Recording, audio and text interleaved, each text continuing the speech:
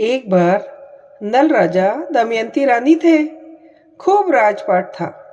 वहाँ कुछ दासियाँ दशा माता की पूजा करती देखी तो रानी ने पूछा, तुम सब यह क्या कर रही हो? तब दासियाँ कहती है, हम तो दशा माता की पूजा कर रहे हैं। तब रानी कहती है कि ये पूजा कैसे करते मुझे भी बताओ।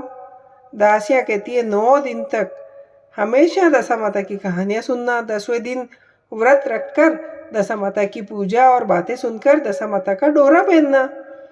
रानी भी दशा माता की पूजा करके डोरा पहनती है, परंतु रात को सोते समय राजा की नज़र रानी के डोरे पर पड़ती है। तो राजा रानी से बोलते हैं, रानी आपके इतने गहने होते हुए ये डोरा क्या पहना है? इतना कहते ही राजा ने डोरा खींच के फेंक दिया। उसी वक्त दशा माता वहाँ प्रकट हुए और कहने लगे, तुमने मेरा अपमान किया, वैसे तुम्हारा भी राजपाट नष्ट हो जाएगा। राजा को तो आएगी चने की मन में और रानी को आएगी खल की मन में। आधी रात हुई, राजा को तो मन में आई चने की और रानी को मन में आई खल की। तब रानी बोली, राजा लगता है अपने दिन फिर गए, जरा उठ के देखिए। तब राजा ने देखा, महल का कोना टूटने लगा और देखते ही देखते सारा राजपाट विलीन हो गया। तब राजा और रानी ने सोचा, अपने ही देश में हम ऐसे कैसे रह पाएंगे। तब राजा और रानी अपने साथ अपने पुत्र सायर और नीर दोनों, कवल, हासला घोड़ा और मालागढ़ दासी सबको साथ लेकर शहर छोड़कर चले गए। शहर के बाहर जाकर एक बड़ के पेड़ के नीचे विश्राम करने बैठे। तभी एकदम से बड़ फटकर हासला घोड़ा और पालागढ़ दासी उसमें विलीन हो जाते हैं।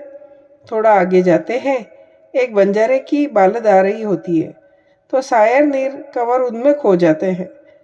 राजा रानी बहुत दुखी होते हैं और वहाँ से आगे बढ़ जाते हैं। एक गांव पहुँचते हैं।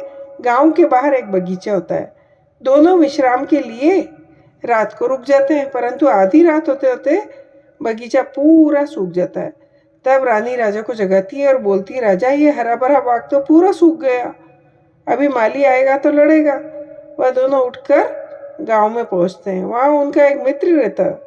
दोनों उस दोस्त के यहाँ जाते हैं और दोस्त उनकी बहुत सेवा करता है और रात्रि विश्राम के लिए अपना कमरा खोल देता है। परंतु आधी रात होने पर उनके कमरे में जो मोतियों का हार लटक रहा होता है, रानी देखती है खूंटी के पास मोरनी बनी हुई है और उस हार को निगल रही है। रानी जल्दी से राजा को उठाकर सब बताती है। राजा कहते हैं, रानी यहाँ से भी चलो, मित्र क्या सोचेगा। तब वह लोग वहाँ से भी रवाना हो जाते हैं और गांव के बाहर एक कुमार का घर दिखाई देता है। तो उससे पूछा, क्या हम रात्रि विश्राम करने दोगे? कुमारिन बोली, हाँ भाई रुक जाओ। दोनों विश्राम करने लगे, परंतु उनकी तो दशा ही खराब थी। इससे जहाँ जाते वहाँ कुछ न कुछ विपदा जरूर होती थी।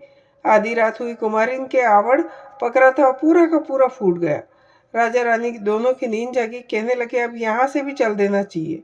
आगे गए तो उनकी बहन का ससुराल आया। वहीं गांव की पनगट पर बैठ गए। आती जाती सखियों से खबर भिजवाई कि बहन को दी। तो बहन ने पूछा, कैसी दशा में आए? सखियों ने कहा कि फटे फूटे कपड़े हैं, भिखारियों सी हालत है। बहन उनके लिए 4 रोटी और 4 प्याज लेकर पहुंची।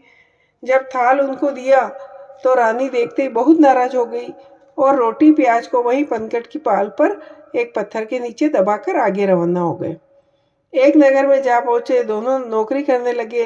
रानी तो साहूकार के यहाँ गहने धोने का काम करने लगी और राजा लकड़ी काट कर लाता। एक दिन रानी तो मछलियाँ भूनने लगी और राजा बाहर कहीं जीवन में गया तो एक जैसे ही थाल लेता है और वह बाज झपट्टा मारता है तो एक दाना चावल का राजा की दाढ़ी पर लग जाता है, परंतु पूरी पत्तल गिर जाती है। इधर रानी जैसे जैसे मछलियाँ भूनती है, मछलियाँ उछल उछल कर वापस नदी में जा गिरती है। राजा जब घर आते तो सोचते रानी तो सारी मछलियाँ खा गई, और रानी सोचती है राजा तो बाहर भोजन करके आ गए। दोनों भूखे ही सो जाते हैं। अगले दिन उठकर दोनों अपने अपने काम जाते हैं। रानी साहूकार के यहाँ गहने धोने बैठती है तो जैसे जैसे वह गहने धोकर पट्टियों पर रखती जाती है, पट्टियाँ उन्हें निगलता जाता है। तो साहूकार उस पर चोरी का आरोप लगाता है और वहाँ से निकाल देता है। रानी दुखी होकर घर जा रही होती है तो रास्ते में कुछ औरतें मिलती है जो दशा माता की पूजा कर रही होती है। तो अब उसे याद आता है कि दशा माता की वजह से आज उनकी ये दशा हुई। मुझे फिर से दशा माता की पूजा करनी चाहिए। वह घर जाकर राजा को सारी बात बताती और कहती है, कल आप लकड़ी बेचे और उससे जो भी पैसे मिले उससे दशा माता के पूजन की सामग्री और प्रसाद लाना। राजा लकड़ी बेचने जाता है, जो पैसे मिलता है उससे पूजा का सामान प्रसाद लाता है। रानी भी दशा माता का पूजा और व्रत करती है, डोरा पहनती है, उनकी दशा फिरने लगती है। इधर नगर में ढिंडोरा पीटता है। राजा की कन्या का स्वयंवर है। हथनी जिसके गले में माला डालेगी वही उसका पति होगा।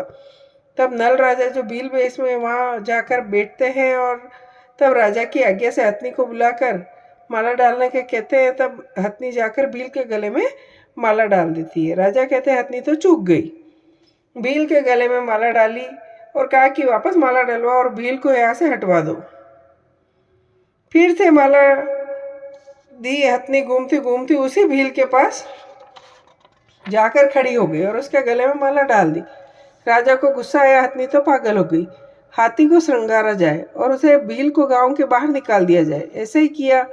हाथी को श्रृंगारा माला दी। हाथी भी घूमता घूमता गांव के बाहर भील बैठा उसी के गले में माला डाली। तब राजा ने कहा कि अब क्या किया जाए, राजकुमारी की किस्मत ही ऐसी है। तब भील के साथ राजकुमारी की शादी करवा दी। परंतु जब विदा करने लगे तो राजकुमारी की आंखें बहुत दुखने लगी। तब सभी कहने लगे, भाई इनके देवी देवताओं के क्या चढ़ता है। तब दासिया भील की एक घर आकर पत्नी को पूछती है कि भाई तुम्हारे देवी देवताओं के क्या चढ़ता है। तब रानी कहती है, हमारे देवी देवताओं के हिंगलू मसलू के कपड़े, बिना बिंदे मोती, माणक आदि चढ़ते हैं। तब दासिया कहती है, राजकुमारी की शादी क्या करें, भील के साथ बिलनी का तो दिमाग ही चढ़ गया। हिंगलू मसलू के कपड़े और हीरे मोती मांग रही है। तब वह बोली कि तुम्हें पता है यह तो नल राजा और दमयंती रानी के देवी देवताओं को चढ़ता है। तब रानी बोली, भील कहो तो हम, नल राजा और दमयंती रानी कहो तो भी हम। सभी कहते, भाई की तो किस्मत खुल गई, राजा नल है ये तो। तब राजकुमारी के पिताजी बहुत खुश होते हैं। दमयंती रानी को भी वहां बुलाकर राजा को सजा कर राजकुमारी को विदा करते, खूब अन्न धन देते हैं। जब वो जाने लगते हैं तब रानी कहती, थोड़ी देर रुको, मैं साहूकार के घर जाकर आती हूँ। रानी साहूकार के यहाँ जाकर कहती कि आप मुझे गहने धोने दो। तब साहूकार कहता है, पहले मन नहीं भरा और चोरी करने आ गई। तब वह कहती, मैंने कोई चोरी नहीं की, आप जो चाहो जो कहो, परंतु मुझे कुछ भी दो धोने के लिए। तब साहूकार उसे गहने देता। रानी वह पटिया लेती जिस पर गहने धोकर रखती थी, फिर वो धोने लगती। तब पटिया फिर से गहने उगलने लगता है। तब रानी साहूकार और उसकी पत्नी को बुलाकर कहती है, साहूकार उससे क्षमा मांगता है। तब राजा और रानी आगे बढ़ते हैं, अपनी बहन के नगर पहुंचते हैं और पनघट पर विश्राम करते हैं। तब सखियाँ फिर बहन को समाचार देती है और बहन पूछती, कैसी दशा में आया है। सखिया कहती, पूछो मत, इतना ठाट बाट लाव लश्कर, दो दो रानियाँ। तब बहन अच्छे भोजन बनाकर, पकवान बनाकर लाती है और आओ भगत करने लगती है। तब रानी के भोजन के थाल में अपने गहने उतार उतार कर थाल में रखती है और कहती, भाई साहब अब तो इन गहनों को भोजन करवाओ, हमें करवाते तो पहले करवाते। तब वह पनघट का पत्थर उठाकर देखती है तो रोटी सोने की चक्र हो जाते हैं और प्याज रूपा के हो जाते हैं। नड़न भाभी आपस में एक दूसरे के पाँव पड़ती है। आगे जाती है तो कुमारिन का घर आता है। तब राजा रानी वहां जाकर कहते हैं, हमें रात्रि विश्राम करने दो। कुमारिन कहती, पता नहीं पहले कौन पापी दुष्टी आए थे, मेरा पूरा आवड़ नष्ट कर दिया। तब रानी कहती, यह तो हमारी दशा फिरी। तब ऐसा हुआ। आगे गांव में पहुंचते अपने मित्र के यहाँ जाता है। मित्र की पत्नी से रहा नहीं जाता है और सुनाने लगती है, पहले भी मोतियों का हार मिला, इसलिए क्यों नहीं आओगे। इस पर रानी कहती, नहीं, हम तो उसी कमरे में विश्राम करेंगे। तब मित्र कहता है, दोस्त तुम औरतों की बातों में मत जाना, वह उसी कमरे में उन्हें विश्राम करने देता है। आधी रात के समय मोरनी हार उगलने लगती। तब रानी ने राजा को उठाया और कहा कि राजा अपने मित्र को बुला के लाओ। राजा अपने मित्र को बुलाते हैं और बताते हैं, दोनों एक दूसरे के गले मिलते हैं। वहां से आगे बढ़ते हैं तो बाघ आता है। तब राजा माली से पूछता है कि हमें यहाँ विश्राम करना है रात्रि। माली कहता है, 12-12 महीने हो गए, पता नहीं कौन आया जो मेरा बाग सूख गया, तुम्हारे भी रुकना हो तो रुक जाओ। तब वह विश्राम करते हैं। फिर आधी रात होती है और बाग तो एकदम हरा भरा हो जाता है। राजा माली को बुलाकर बताता है। माली उससे क्षमा मांगता है। थोड़ा आगे जाते हैं, वहाँ कुछ बच्चे खेल रहे होते हैं। रानी के मन में आस करती है कि हमारे भी दिन फिरे। तब कंवर यहीं कहीं खो गए थे। आज भी बड़े हो गए होंगे। तब राजा कहते, रानी आज नगर जिमाते हैं और किसी के घर खाना नहीं बनेगा, न ही कोई चूल्हा जलाएगा। तब राजा रसोई बनवाते हैं और पूरे गांव को न्योता देते हैं। सब लोग जिमने आते हैं, सभी कोई कैसे जिमता है, कोई कैसे जिमता है। तब राजा रानी देखते हैं दो लड़के आराम से बैठकर धीरे धीरे जिम रहे हैं।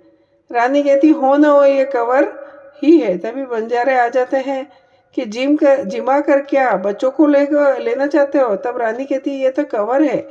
और बंजारिन कहती, ये तो मेरे बच्चे हैं। दोनों झगड़ने लगते हैं। तभी सभी बोले, इसका न्याय कैसे हो। राजा ने कहा कि सूरज भगवान ही इसका न्याय करेंगे। तब रानी को तो पहनाई चमड़े की काचली, बंजारन को पहनाई रेशम की काचली।